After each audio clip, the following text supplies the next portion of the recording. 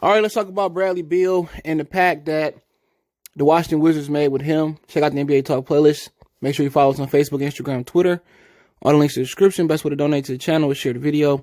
But there's a report going out there that, the Washington Wizards front office told Bradley Beal that if he ended up getting traded while, he was in that extension, which I think is for 3 seasons, that they would not trade him nowhere that he did not want to go. So basically, Bradley Beal has a no trade clause if they honor that, right? And the whole thing is, he couldn't turn down an extension they gave him. It was just too much money, risk getting hurt, not getting that money. So he made the right deal for his family. But if they honor that deal, I think Washington, which they used to be the Bullets back in the day, but they said that was too violent. I think they're going to, basically get a lot of respect around the NBA. And I think players, if they build something, a foundation that players want to come in, you can win something. I think, they going to get a lot of respect. And if they kind of get to almost to the edge of winning, I think a superstar wouldn't be mad going there knowing that they can get over that you can get over the hump with a great front office that's going to do right by you. But my thing is, nobody seemed to want to play in D.C. And a lot of people that's down in that DMV area don't support the football team. They don't support the Washington, I'm about to call them the Bullets, the Washington Wizards. Check out my boy Corey Lee Boxing Channel. He from down there, but he don't like none of the teams. He a Dolphin fan. I'm like, what's wrong with the football team? So that might be one of the reasons why, they may not, try to put winners on the floor, because they're not celebrated down there. Okay.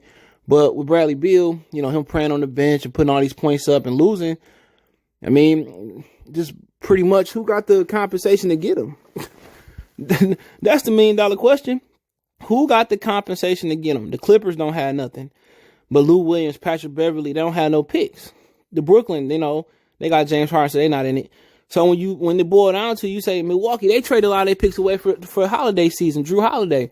So when you look at just the winners in the NBA, the Lakers, they probably don't have enough after the AD trade. Denver will probably be high on that list. If they kind of struggling this year. Denver, the Utah Jazz, they'll be high on that list. So you probably liking like the Utah Jazz, Denver Nuggets. Not Phoenix already got a guard, but you probably looking at he more than likely gonna stay in the East.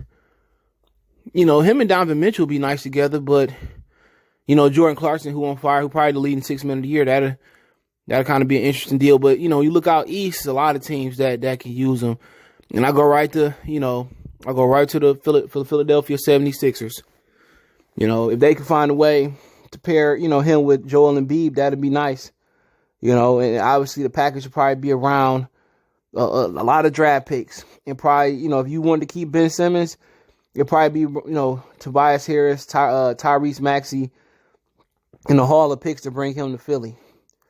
So I think Philly, you put him and Ben Simmons together, Joel Embiid, I think they can probably win the East with that.